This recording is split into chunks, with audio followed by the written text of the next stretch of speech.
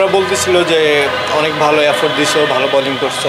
ইন্টারন্যাশনালে আসলে যতদিন খেলবো শেখার কোনো শেষ নেই। টিম যদি জিতে টিমে সবাই খুশি, মানে আমি খুশি। হ্যাঁ, বুমরা বলতেছিল যে অনেক ভালো এফোর্ট দিছো, ভালো বোলিং করছো।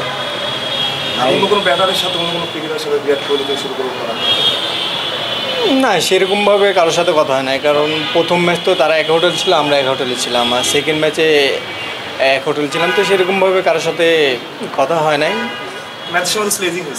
এমনিতেই নর্মাল ম্যাচের মধ্যে যা কথা হয়। ওকে, কোথায় কমফোর্ট ছিলেন? দুই জায়গাতে আমি আমার প্রসেসের মধ্যে ছিলাম। ওখানেও যেই প্ল্যানের মধ্যে বোলিং করছি, সো এইখানেও ইন্ডিয়াতে ওয়েদার কিংবা উইকেট ধরেন ডিফারেন্ট। পাকিস্তানের উইকেট একরকম, ইন্ডিয়ার উইকেট একরকম। সো দুই জায়গায় দুই রকম প্ল্যান ছিল বোলিংয়ে, কিংবা দুই জায়গার এক্সপিরিয়েন্স আলহামদুলিল্লাহ ভালো। এই এক্সপিরিয়েন্সটা নিশ্চয়ই আগামীতে কাজে লাগবে। যদি একটু বলেন, ডিফারেন্টটা বলেন, পাকিস্তানের উইকেট এবং ইন্ডিয়ার উইকেট। ইন্ডিয়ার উইকেট ছিল হচ্ছে প্রথম 2টা দিন পেস বোলিং উইকেট ছিল, অ্যান্ড লাস্ট 3 দিন হচ্ছে আপনার বল স্পিনে হেল্প ছিল। আর পাকিস্তানের উইকেটে ছিল কি স্পোর্টিং উইকেট, আপনি বোলিং ভালো করলে বোলিং, ব্যাটিং ভালো করলে ব্যাটিং। তো ইন্ডিয়া আর পাকিস্তান উইকেট এটাই ডিফারেন্ট, যে ওইদিকে ইন্ডিয়াতে 3 দিন থেকেই বল ঘুরে স্পিনে। আপনার কাছে কি মনে হবে আরও কতটা শিখতে হবে ইন্টারন্যাশনাল ক্রিকেটে ম্যাচ খেলতে গেলে? ইন্টারন্যাশনালে আসলে যতদিন খেলবো শেখার কোনো শেষ নেই। ক্রিকেট যতদিন খেলবো, ক্রিকেট ছাড়ার পরও শেখার শেষ নেই। তো অবশ্যই আমি এখন যেখানেই, মানে যেই দেশে যাইতেছি কিংবা যে কোচের আন্ডারে কাজ করতেছি, তার কাছ থেকে কিছু নেওয়ার চেষ্টা করতেছি, এগুলোই। পাকিস্তান আপনি 152 বোলিং করেছিলেন, আপনি আগেও বলেছিলেন যে আপনি যত জোরে চান তত জোরে বোলিং করতে চান আসলে। সো এই গতিটা আসলে কততে নিয়ে যাওয়ার ইচ্ছা? আপনার একটা ইচ্ছা থাকতে পারে যে 160 বা 161 বা 70 রেকর্ড ভাঙা, আপনার ইচ্ছাটা কি আসলে কত বলতে?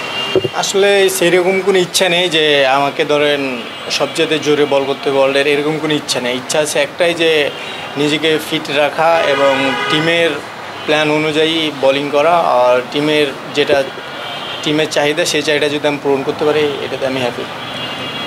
আপনি নিজেটা আসলে নিজেকে কতটা, মানে কত মার্ক দিচ্ছেন?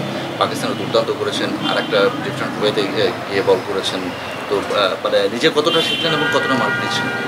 আসলে আমি মানে নিজেরই না, টিমকে জিতাতে পারলে আমি সবচেয়ে খুশি। সো আর কিছু না, টিম যদি জিতে টিমে সবাই খুশি, মানে আমি খুশি। সামনে সাউথ আফ্রিকা আসতেছে, সাউথ আফ্রিকা যদি সুযোগ পান, তাহলে এই অভিজ্ঞতাগুলো কাজে লাগবে কিনা, কীভাবে লাগাতে চান?